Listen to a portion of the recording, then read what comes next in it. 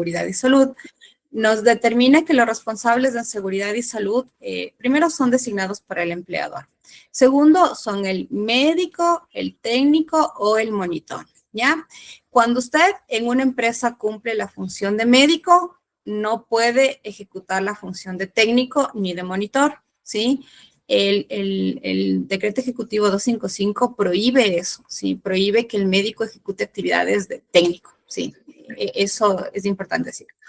Ya, y nos dice que los servicios externos en prevención de riesgos laborales tenemos que cumplir dos actividades. La una que habla de seguridad y la otra que habla de asesoría técnica, ¿ya? Para poder registrar. Entonces, yo lo que le sugeriría en caso de que usted va a dar asesoría en prevención de riesgos laborales de la parte técnica y no de la médica, es que coloque como su actividad principal, porque en el RUC se puede colocar varias actividades. Entonces, dentro de su actividad principal, el tema de la asesoría técnica o el tema de actividades de seguridad. Entonces, ahí usted ya le va a poder activar en el Ministerio del Trabajo. Mientras tanto, no lo va a poder hacer porque esas son las dos actividades únicamente que se puede registrar para la parte técnica, ¿sí? Listo, muchas gracias. ¿Y eso no afectaría en el momento de que en otras empresas, por ejemplo, en empresas grandes que me contraten a mí como médico ocupacional, eso no tendría ningún inconveniente al rato de registrarme en otra empresa como médico? No, porque usted, eso le digo, usted está ejecutando las actividades de médico en las empresas que le contratan como médico. No puede ejecutar actividades de técnico y médico, solo de Exacto. médico. Eso sí Ya, está pero claro. si en otra empresa le contratan solo para las actividades de técnico, que por su formación usted tiene una maestría en seguridad, no se me ocurre. Entonces usted solamente podrá ejecutar las actividades de técnico, pero nunca, o sea, no hacer de técnico y médico. La Claro. normativa dice que el médico no puede realizar las dos actividades. Sí, Listo, muchas entonces yo le gracias. sugeriría que la actividad, pues, cambie la actividad principal, porque sí, se puede poner un sinnúmero de actividades dependiendo de lo que le determine el RUC. Así es. Listo, muchas gracias, Cari. ¿Listo? ¿Alguna otra pregunta más? Cari, una Claro. pregunta, buenas tardes. Buenas tardes. Sobre el programa de prevención integral de uso del consumo de alcohol, tabaco y drogas, elaboramos una matriz años atrás. ¿Esa matriz se la debe ir actualizando cada año? ¿O ya con los datos que tenemos podemos seguir trabajando? O sea, elaboramos un plan anual de capacitaciones, talleres, bueno, lo que hayamos proyectado, pero la actualización de llenar nuevamente la matriz se la hace todos los años. Todos los años. Recuerden que esas son las actividades específicas que nos han puesto de acuerdo al programa, ¿no es cierto? Entonces, el programa nos determina las actividades específicas, ¿sí? Y esas actividades específicas están en función de la evaluación inicial que se hace o de la evaluación continua que se hace con respecto a los hábitos de los trabajadores, ¿no es cierto? De eso nos apoyamos del médico ocupacional, ¿sí? Recuerden que el programa de uso y consumo de alcohol y drogas, la gran mayoría, ¿sí? Es del apoyo completo que se le tiene que dar al médico ocupacional, ¿sí? Entonces, cada año se tiene que ir cumpliendo esas actividades dependiendo de los hallazgos que hayamos implementado. Cada año son las mismas actividades, ¿sí? Habrá actividades que, por ejemplo, me parece que es de la actividad 8, en donde ya nos dice si es que se transfirió a un trabajador, si es que tuvimos esto, y no lo tenemos, esas actividades se notifican en cero, si es indicadores en cero, porque no lo hemos tenido. Ajá. Muy amable, gracias. Entonces, cada año, así es. ¿Alguna pregunta más? Listo. Chévere, entonces continuemos. Entonces, hablemos acerca de los procedimientos de inspecciones. El Acuerdo Ministerial 196 nos habla acerca de las inspecciones técnicas de cumplimiento, ¿sí? Recordemos que ahí nos vamos a separar de la parte ocupacional un poco, porque ahora el Ministerio de Salud Pública él es el ente encargado de realizar el seguimiento de la parte de salud ocupacional. Sin embargo, sí, en el anexo 1 del Acuerdo Ministerial 196, sí nos habla un poquito de la parte de salud ocupacional y si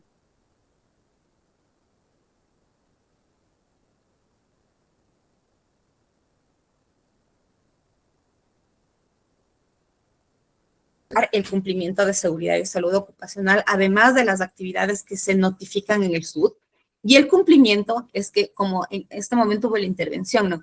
Tenemos un checklist, tenemos actividades específicas del programa de alcohol y drogas, cada año lo estamos haciendo y cada año lo notificamos, sí. Entonces, ¿qué va a llegar el ministerio? A pedirle los medios de verificación de lo que usted ha subido del programa de alcohol y drogas. Si usted en el programa de alcohol y drogas colocó que se realizó las actividades de capacitación a 50 trabajadores y se tenía planificado capacitar a 100 trabajadores, le van a pedir todos los medios de verificación que respalden ese indicador, ¿sí? Que respalden cada una de las actividades que usted notifica en el SUT.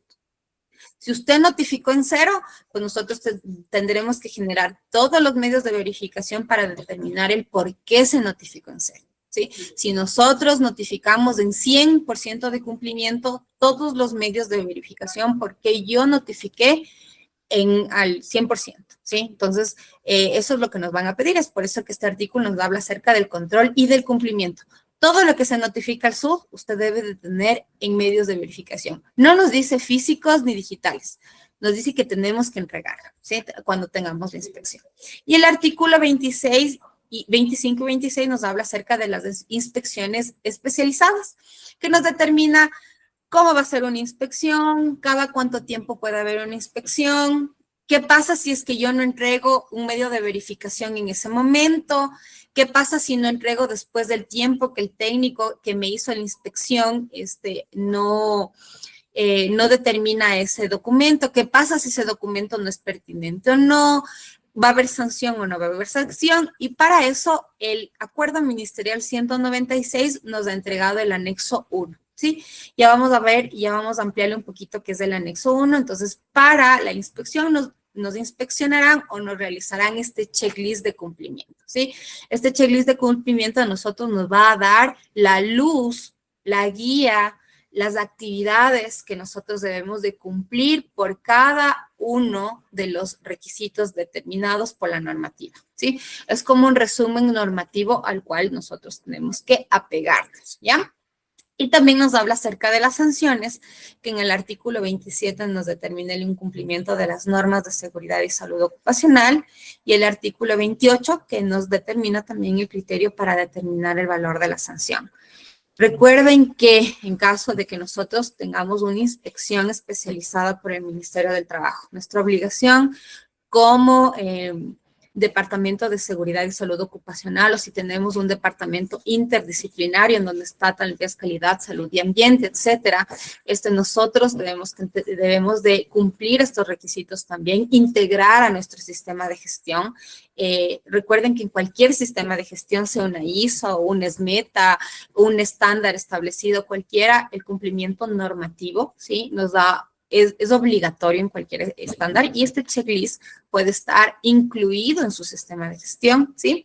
Y recuerden que en caso de incumplimiento, sí podremos tener una sanción fuerte, dependiendo del criterio de la persona que nos inspecciona, dependiendo también del porcentaje de incumplimientos que tengamos, y recordar que el Ministerio del Trabajo da de 3 a 5 días laborables para entregar los medios de verificación que nos haya faltado, ¿sí? Entonces, y si es que nos pasamos de ese tiempo, pues llegaremos en temas de incumplimiento de sanciones. Entonces, es importante que nosotros nos guiemos de este anexo número 1, que es una luz que nos da.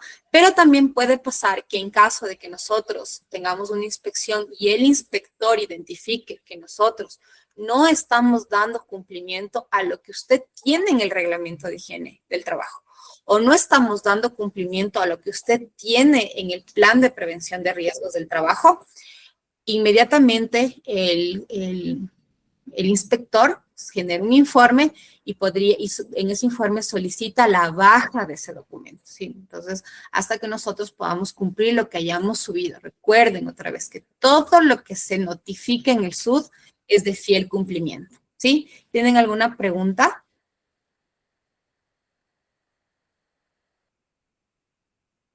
No. Listo. Entonces, continuemos. Ahora hablemos acerca del anexo 1, el checklist de verificación de seguridad y salud en el trabajo, ¿sí? Entonces, yo les he hecho un resumen para poder ir ampliando de a poquito y recordar que cuál es la función de esta lista. Es una lista que permite verificar el cumplimiento normativo de las obligaciones de seguridad y salud en el trabajo. Sí.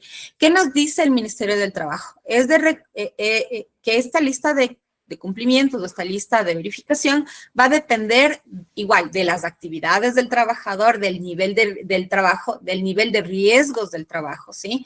Del nivel de riesgo, porque puede ser que yo tenga una empresa de 5 trabajadores, ¿ya? Pero ejecuto actividades de metal mecánica y las actividades de metal mecánica me determinan que soy de riesgo medio, entonces yo habrá actividades que tendré que ejecutarlas a pesar de que tenga 5 trabajadores. Entonces, va a depender mucho de las actividades que ustedes realizan. Entonces, esta lista de verificación está dividida en lo siguiente.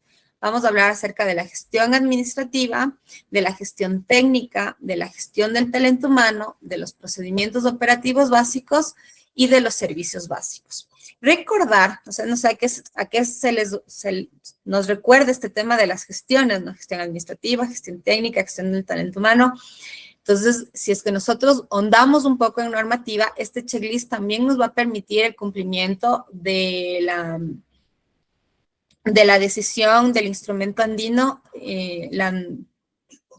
la 584, en donde en el artículo 1 nos determina las gestiones en prevención de riesgos laborales, ¿no es cierto? Entonces, es muy parecido, ¿sí? Pero también, si nosotros revisamos la CD 513, en el artículo 55, nos habla acerca de la gestión técnica, ¿no es cierto? Cuando entonces, en la empresa haya sucedido un accidente de trabajo y nos vengan a hacer inspección por responsabilidad patronal, nos van a pedir la gestión técnica en seguridad. Entonces, están concatenadas estas normativas para el cumplimiento. Entonces, la lista de verificación también nos ayuda a cumplir a través de la gestión, ¿sí?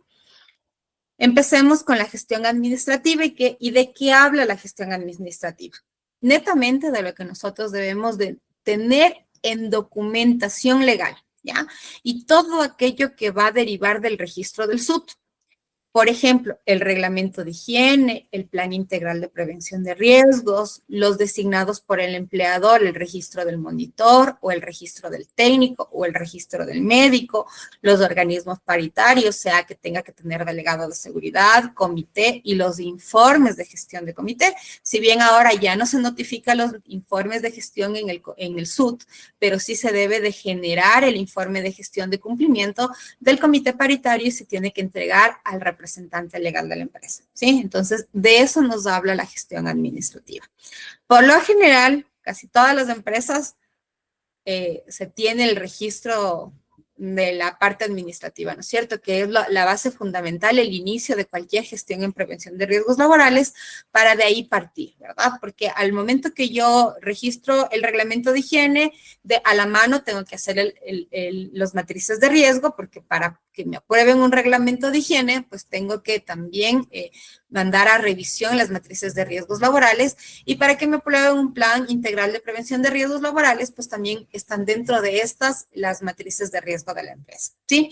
Y para yo tener organizado mi empresa, pues tendré que tener la designación del empleador, sea monitor técnico, y el médico ocupacional, dependiendo de las horas de gestión que tienen que realizar, y los organismos paritarios. Recordarles que para delegados de seguridad es de 10 trabajadores a 49 trabajadores, comités paritarios, pasado los 50 trabajadores, y el informe de los organismos paritarios se tiene que entregar al empleador cada año, hasta el 31 de enero de cada año, ¿sí? Ahora hablemos acerca de la gestión técnica. ¿Qué nos dice la gestión técnica? ¿Qué tenemos que cumplir? La primera fase nos habla acerca de la identificación de peligros, evaluación de riesgos laborales. Sí, para esto nos van a pedir la matriz de riesgos laborales de acuerdo a una metodología, sea esta cuantitativa o cualitativa, que nos permita determinar de las actividades el nivel de riesgo. Sea este un riesgo alto, medio, bajo, aceptable, no aceptable, dependiendo de la metodología que se haya elegido para la evaluación de riesgos. Y recordar que para yo evaluar el riesgo debo tener claro los procesos que están implementados en la empresa.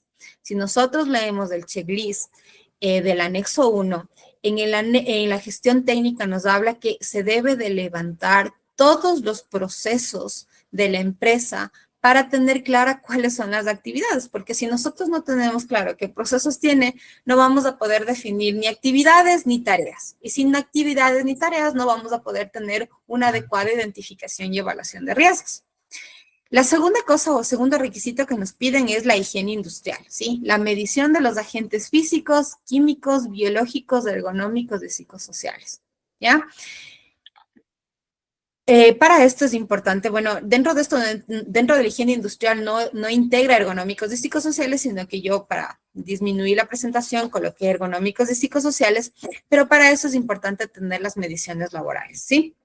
Las mediciones laborales deben de cumplir requisitos específicos, no lo puede hacer cualquier empresa, no lo puede hacer cualquier profesional, debe de cumplir requisitos como que el equipo con el que usted realizó la medición laboral debe de estar correctamente calibrado, debe contar con un equipo profesional que se hará cargo de la medición laboral, responsable de la información que le entregan, y recuerden que los informes de medición laboral deben ser informes netamente técnicos, en donde tienen que cumplir requisitos específicos como determinar la metodología de evaluación, determinar los resultados, la comparación con la normativa o el estándar internacional con el que se vaya a comparar, conclusiones y recomendaciones, fotografías, ¿sí? Que respalden la ejecución de esta evaluación, ¿sí? Para esto consideremos todas las evaluaciones, sea esta que yo haga una medición de ruido, de vibraciones, que sean agentes físicos, quizá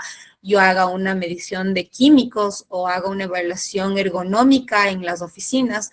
Todas estas evaluaciones deben de contener todos los requisitos que nos determina el anexo 1. Sí, al menos, el Ministerio de Trabajo dice, al menos debe contener los siguientes ítems, como introducción, objetivo, alcance, fechas, certificados de calibración, comparación con la normativa, resultados, conclusiones, recomendaciones. ¿Sí? Y recordar que estos son informes netamente técnicos, no vamos a pedir que nos pongan otras cosas, ¿no es cierto? Son informes de resultados para que yo pueda implementar mi gestión de acuerdo a la jerarquía de los riesgos, ¿ya? Y la implementación de las medidas de prevención y protección conforme a la jerarquía de controles, ¿sí? Recordar que la jerarquía de controles nos habla acerca de la eliminación, sustitución, control de ingeniería, controles administrativos y finalmente, cuando ya no pueda hacer nada, el equipo de protección personal, ¿ya? En este caso, cuando hablamos de implementación de medidas de prevención y protección, nos habla acerca de que mensualmente, tanto el técnico o el monitor de seguridad o los servicios externos contratados, se deberá generar informes mensuales de identificación, de recomendación, de inspección y de las medidas preventivas que se van a ejecutar al corto y a largo plazo. ¿Sí?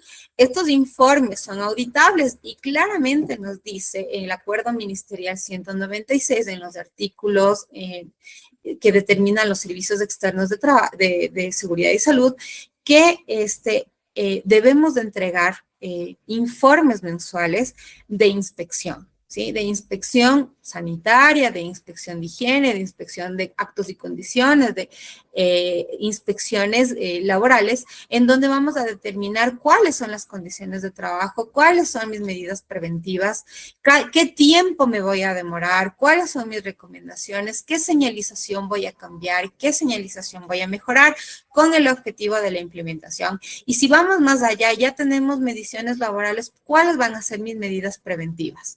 ¿Cada qué tiempo voy a volver a medir este riesgo? ¿Qué me determina la normativa? Entonces, esto tiene que ser un control bastante detallado, ¿verdad? Y bastante con bastante compromiso, ya no solo de los responsables, sino también de la empresa, ¿sí? Y si yo decidí contratar un servicio externo, pues el checklist ya me dice qué es lo que le tengo que pedir al servicio externo, qué es lo que me tiene que dejar de evidencia de cumplimiento, que tiene que ser, por ejemplo, una inspección, un checklist, un informe, fotografías, la lista de capacitados, la lista de capacitaciones, recomendaciones, etcétera, ¿sí? Como por ejemplo lo que les decía, señalización, gestión de trabajos especiales. Ahora, si es que nosotros como empresa ejecutamos actividades de alto riesgo, como son trabajos en altura, trabajos en espacios confinados, hacemos trabajos de izajes, trabajos eléctricos, trabajos en caliente como las soldaduras, etcétera, que son considerados trabajos especiales. ¿Qué nos dice acerca de la implementación de las medidas preventivas? Que nosotros debemos de generar procedimientos de prevención para cada uno de los trabajos especiales que ejecutamos en la empresa, ¿sí? ¿Para qué? Para que por cada actividad se gestionen los permisos de trabajo, ¿sí? Si yo tengo actividades de izajes, es importante que yo tenga mis procedimientos porque yo debo de tener establecidos cuáles son mis medidas preventivas para enfrentar estos trabajos especiales. Pero me van a decir, pero es que a veces nosotros tenemos solamente una vez cada 2 meses alquilamos un montacargas. Ya se considera un trabajo especial, por lo tanto, si es que yo lo genero cada 2 meses, este trabajo tendrá que estar respaldado por un permiso de trabajo. Lo que pasa es que nosotros hacemos limpieza de las claraboyas no sé, del techo de la planta, lo hacemos cada 6 meses. Ya se considera un trabajo de alto riesgo porque hablamos de trabajos en altura, yo deberé tener los permisos pertinentes, las actividades, debe tener las medidas de prevención adecuadas para que yo pueda ejecutar esa actividad y generar mi permiso de trabajo. Entonces, así lo haga siempre o así lo haga eventualmente, pero ya se generan dentro de mi empresa actividades de alto riesgo, yo debo de generar procedimientos para cubrirme en el riesgo y hacer las acciones preventivas frente a este, ¿sí? Cuando hablamos de la gestión del talento humano, se centra en 3 puntos importantes, ¿sí? Cuando hablamos de gestión del talento humano, nos habla de la gestión preventiva en trabajadores que pertenecen a grupos de atención prioritaria y vulnerable, ¿sí? Entonces, la empresa y nosotros como técnicos tenemos que tener claro cuáles son las medidas implementadas para las personas que se consideran o que están en estado de vulnerabilidad, como por ejemplo mujeres embarazadas, personas con discapacidad, cuáles son mis medidas preventivas que yo he implementado para que los riesgos sean mínimos o ninguno frente a la actividad que están realizando, ¿sí? También nos habla de la certificación por competencias laborales. En este caso, si es que en mi empresa existieran, por ejemplo, trabajos de alto riesgo como trabajos en altura, espacios confinados, trabajos de construcción, yo tendré como gestión de talento humano presentar que todas estas personas que ejecutan esta actividad cuentan con la certificación de competencias laborales a través de una certificadora calificada ante el ministerio y una licencia que tiene vigencia 4 años, ¿sí? Y que debe de ser renovada cada que se caduca la vigencia de esta licencia. Y cuando hablamos de educación, capacitación y formación, nos habla acerca de los planes de capacitación. Pero no solamente es el plan de capacitación como tal, o sea, yo puedo planificar 40 capacitaciones. Recuerden que el Ministerio del Trabajo, todo aquello que se nos notifique en el SUT, nosotros debemos de tener el medio de verificación físico. ¿Qué es lo que nos va a decir el medio de verificación físico? Usted aquí pone que ha dado capacitación sobre la política de seguridad y salud en el trabajo. Aquí está el registro, aquí está el informe. ¿Y qué debe contener el informe? Nos vamos al anexo 1 y dice que el informe debe contener un objetivo, un alcance, la cantidad de trabajadores, cuáles fueron los medios con los cuales se entregó la información a los trabajadores, el registro de asistencia. ¿Y qué debe tener el registro de asistencia? Nombre, apellido, número de cédula y firma del trabajador, ¿sí? Entonces, nosotros como gestores de prevención de riesgos laborales, es importante que revisemos, o sea, como consejo. A veces los trabajadores solo hacen una cruz o medio ahí le hacen un círculo de firma. Cuando nosotros nos vemos ya en una auditoría por parte del ministerio, o más allá, una auditoría por parte de riesgos del trabajo, a veces esa cédula ni coincide con la firma del trabajador.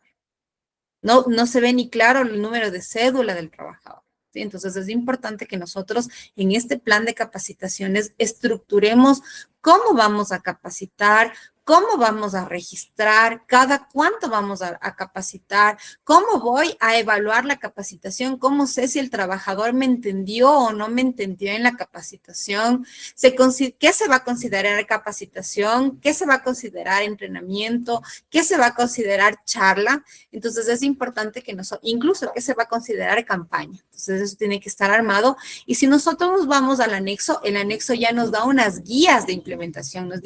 El anexo nos dice que debe haber, que el informe de capacitación debe tener como mínimo requisitos como el que les dije, por ejemplo, un objetivo, fotografías, firmas responsables, etcétera. ¿Sí? Entonces, el plan de capacitación tiene que ser un plan estructurado y si yo notifico este plan al SUD, este plan tiene que estar respaldado con mis documentos en físico. Si di 4 capacitaciones, pues los 4 registros, los 4 informes y el plan, ¿sí?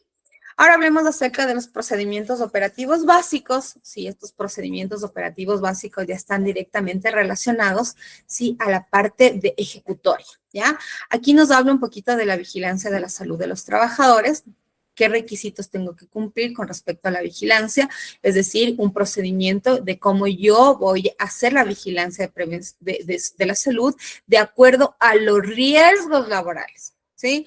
La vigilancia de la salud de los trabajadores tiene que estar de acuerdo a los riesgos que se presentan en la empresa. Se tiene que dar prioridad a eso. Si yo, por ejemplo, trabajo con soldadura, pues el programa de vigilancia de la salud debería estar direccionado para prevención de trabajos en soldadura para esa actividad. Si yo, por ejemplo, y las otras actividades también, por ejemplo, la actividad de contabilidad, la actividad de gerencia, etcétera, pero siempre direccionadas a los riesgos a los cuales estamos expuestos y los programas de vigilancia de la salud. Sí, y es importante ahí exigir al médico ocupacional el seguimiento, exigir al médico ocupacional también que cumpla los programas de prevención, que genere campañas de prevención, porque consideremos que la parte de vigilancia de la salud del médico ocupacional también es prevencionista, no está direccionado a la curación, ¿no es cierto?, sino a la prevención, en donde invita a los trabajadores a tener prevención frente a los riesgos que estamos para cuidar nuestra salud, con el objetivo de prevenir enfermedades derivadas de las actividades laborales, ¿no es cierto? También nos habla acerca de los accidentes de trabajo y las enfermedades profesionales, en donde nosotros debemos de tener estructurado el programa de cómo voy a hacer, qué pasa si tengo un accidente, cómo lo voy a investigar, cuándo tengo que notificar, cómo lo voy a notificar, qué pasa si es que tengo inspección del IES, cómo voy a recibir al inspector, cómo voy a entregar los documentos, completamente estructurado con respecto a los accidentes de trabajo y enfermedades profesionales. Recuerden que cuando viene un inspector del IES, le pide este procedimiento de accidentes de trabajo, en donde le revisa a usted y le dice, mire, aquí dice que usted ha puesto aquí que se le dará acompañamiento de una persona en caso de que esta persona sea accidentada y le tengan que llevar al hospital. Pero a mí el trabajador me dijo que ustedes no la han llevado. Están incumpliendo el mismo procedimiento que ustedes crean, ¿sí? Entonces, por ejemplo, viene el técnico de riesgos del trabajo y dice, aquí dice que ustedes van a determinar un monto de transporte, pero es el trabajador que le ha tocado a él realizar el tema del pago del taxi. Entonces, es importante que nosotros estructuremos de acuerdo a la realidad y cómo la empresa va a tomar acción frente a ese accidente de trabajo, acción frente a esa enfermedad profesional.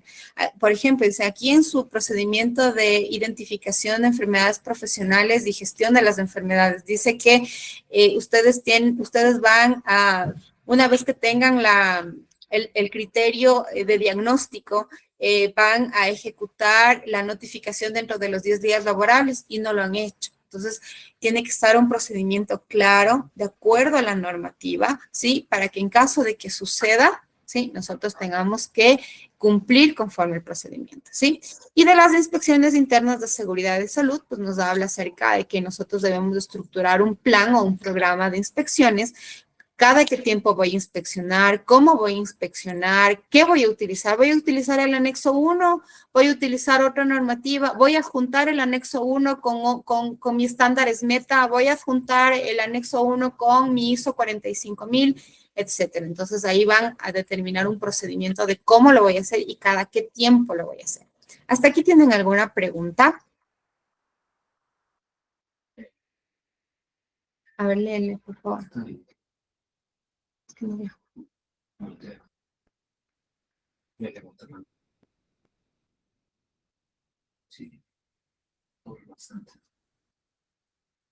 Permítanme, voy a revisar las preguntas.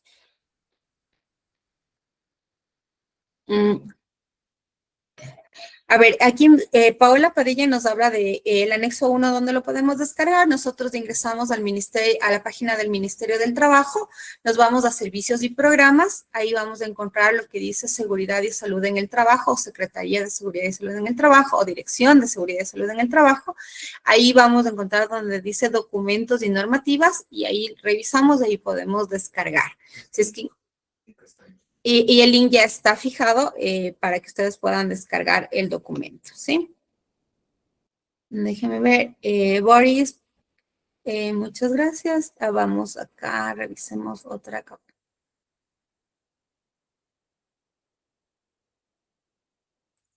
Dice, ¿hay algún problema que no se capaciten todas las personas afiliadas en la empresa en el momento de la capacitación? Es lo que les dije, es importante que nosotros aclaremos a quiénes vamos a capacitar y cuántas personas vamos a capacitar. Por ejemplo, si nosotros hemos decidido capacitar acerca del reglamento de higiene y seguridad y de la política en seguridad, y nosotros somos 20 personas, y considerando de que la seguridad tiene que ser responsabilidad de todos los gestores o todos los que integramos la empresa, pues los 20 tendrán que ser capacitados. Pero si vamos a capacitar acerca de la prevención y el EPP en trabajos de soldadura, obviamente se tendrá que capacitar solamente a las personas que realizan esa actividad de soldadura, ¿sí? Entonces, es importante que ahí nosotros en el programa estructuremos y definamos a quién vamos a capacitar, a cuántos vamos a capacitar y cómo vamos a llevar ese registro, ¿no? ¿A quiénes vamos a inducir? ¿A quiénes no vamos a inducir en la general? ¿A quiénes vamos a inducir en un específico? ¿Sí? El programa de capacitación nos dice.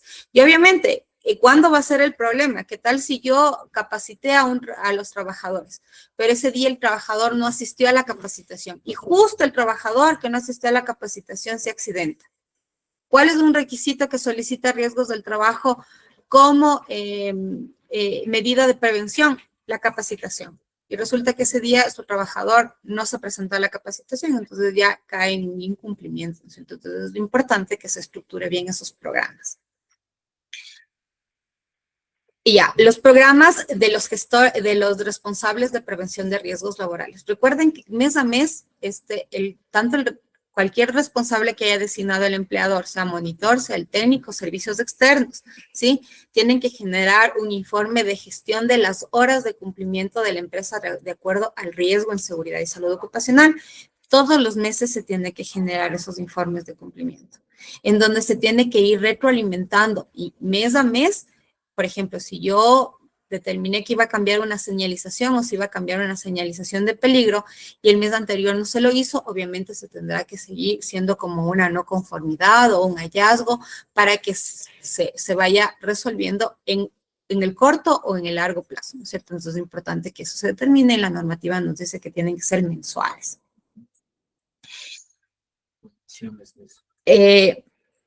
Estos informes de mediciones laborales deben realizar un laboratorio al técnico. Es importante saber que para realizar mediciones laborales, primero tienen que ser personas que tengan conocimiento en prevención de riesgos laborales. En este caso tenemos ingenieros en seguridad, licenciados en seguridad y también las personas que están dentro de la maestría o la especialización PhD, que son seguridad y salud en el trabajo, gestión de riesgos y laborales y seguridad, gestión de riesgos y seguridad, higiene del trabajo, ergonomía del trabajo, diferentes, sí, profesionales que pueden hacerse cargo. ¿Cuál es el requisito fundamental que yo debo de tener si es que yo voy a contratar mediciones laborales?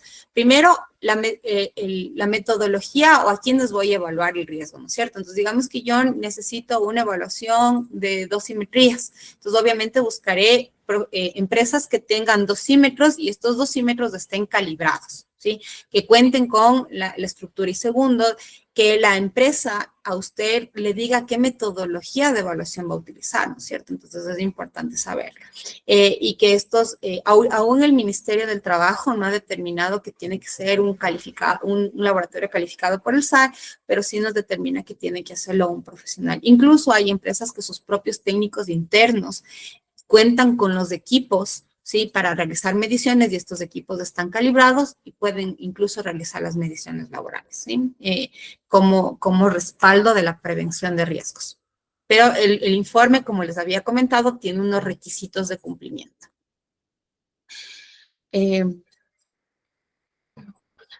Listo, entonces voy a continuar con la presentación. Vamos, entonces, cuando hablamos de procedimientos operativos básicos, también hablamos de la prevención de amenazas de riesgos naturales y antrópicos, que es la notificación en el SUT del plan de emergencias y contingencias de los brigadistas. Esto se notifica cada año. El mantenimiento de instalaciones, vehículos, máquinas, equipos y herramientas. Entonces es importante que se realice inspecciones de las máquinas cada que tiempo le estoy haciendo mantenimiento, como el mantenimiento más básico que tenemos, que es el mantenimiento de los extintores, el mantenimiento de los vehículos, ¿no es cierto? El mantenimiento de las máquinas. Sí, eso nos va a determinar que las máquinas estén en un funcionamiento adecuado y que no generen un riesgo extra a más del riesgo que ya genera la máquina, ¿sí? Como por ejemplo una máquina en mal estado que ya de por sí es ruidosa, pero en mal estado se convierte en una máquina que genera más ruido. Entonces es importante los programas de mantenimiento e ir de la mano con departamentos de mantenimiento industrial, departamentos de mantenimiento automotriz, departamentos de mantenimiento de logística, etcétera, ¿sí? Recuerden que la seguridad y salud ocupacional, como integra a todos los trabajadores, es multidisciplinaria, pues entonces es importante tener la colaboración, sobre todo en los aspectos de mantenimiento, ¿sí? Y los programas de equipo de protección personal, en donde ya hablamos de una matriz de equipos de protección personal, cada qué tiempo voy a dotar a los trabajadores de equipo de protección personal, qué equipos de protección personal, hojas técnicas de los equipos de protección personal, mediciones laborales para saber si es que estoy dotando el equipo de protección personal adecuado, ¿sí? Y tercero, hojas de calidad de los equipos de protección personal, ¿sí? Porque en caso de enfermedades profesionales, pues nosotros tenemos que respaldar todo eso que les había mencionado para la gestión, ¿no es cierto? Demostrar que yo estoy cuidando a mis trabajadores. Y los programas de prevención en seguridad y salud en el trabajo, que son el programa de prevención del riesgo psicosocial, que se tiene que notificar cada año, y el programa de prevención del consumo de alcohol y drogas, ¿sí? Estos están contemplados dentro de los procedimientos operativos básicos. ¿Ya?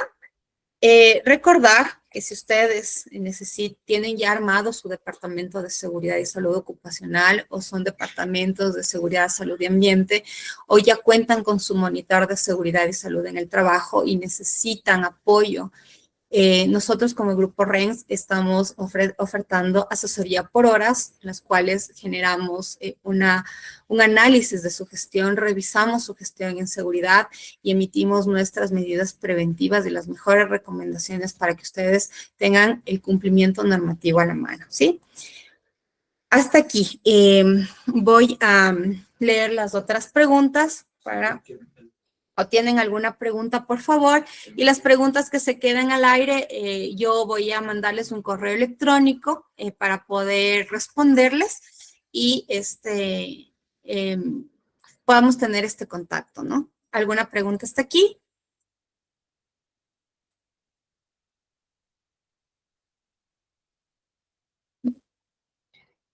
A ver, revisemos. Tenemos 4 minutitos más para revisar el tema de preguntas. Bueno, ya habíamos puesto donde podemos descargar el acuerdo, el anexo 1. Recordar que este acuerdo ministerial tiene 3 anexos, ¿sí? Si queremos ver, antes el decreto ejecutivo, el decreto 2393 ya nos decía cuáles son las actividades de prevención y nos decía, por ejemplo, en iluminación cuánto, en el anexo número 3, ustedes ya pueden verificar todo lo que se necesita para la gestión preventiva, ¿sí? Ahí nos detalla los televés de cumplimiento, los límites máximos permisivos y también pueden descargarlo en el link que ya se les había fijado aquí, ¿sí?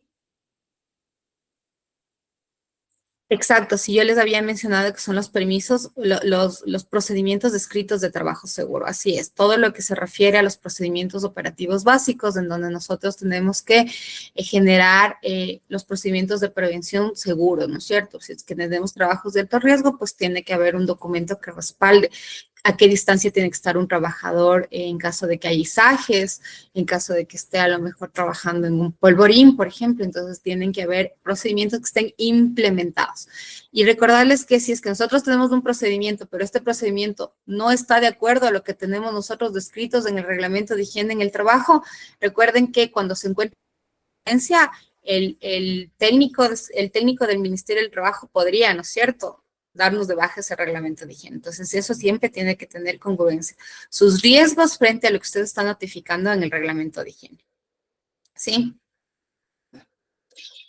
Buenas tardes, ¿quiénes otorgan los permisos para los trabajos de alto riesgo? Son empresas certificadas a través del Ministerio del Trabajo. Usted puede entrar al Ministerio del Trabajo, buscar empresas certificadas y ahí le salen las empresas que pueden entregar estos permisos estos licencias de prevención de riesgos laborales en trabajos de alto riesgo, ¿sí?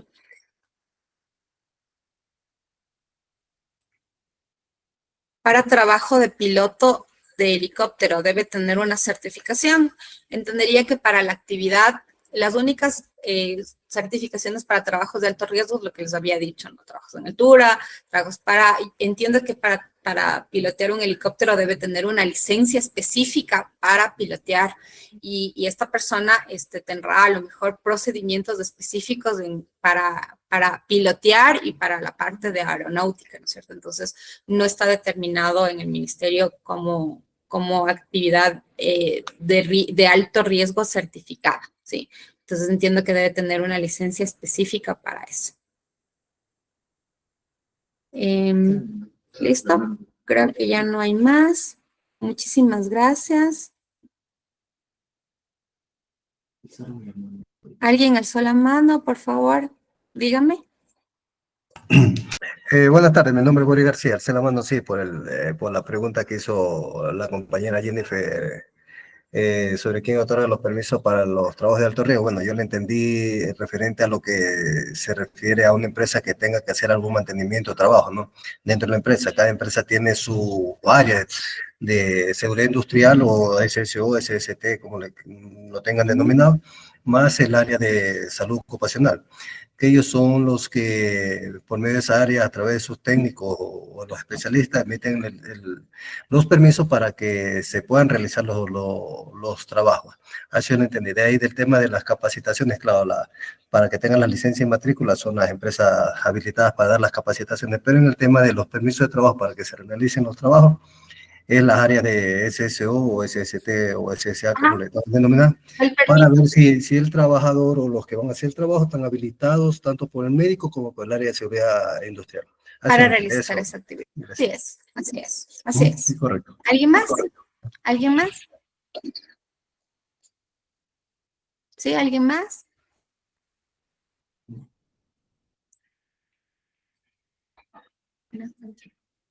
Trabajos de alto riesgo, creo que ya estamos todos. Sí, Muchísimas gracias a todos, les agradezco a todos por su presencia, espero haber podido aclarar el tema normativo y que podamos apoyarnos a través de la lista de chequeo del anexo 1 del Acuerdo Ministerial 196. Vamos a seguir dando estas pequeñas charlas Esperamos contar con su presencia en las próximas charlas y si me queda una pregunta al aire, mediante correo electrónico lo responderé. Les agradezco muchísimo. Que tengan una buena tarde. Gracias a usted, mi estimada Karina, y al grupo.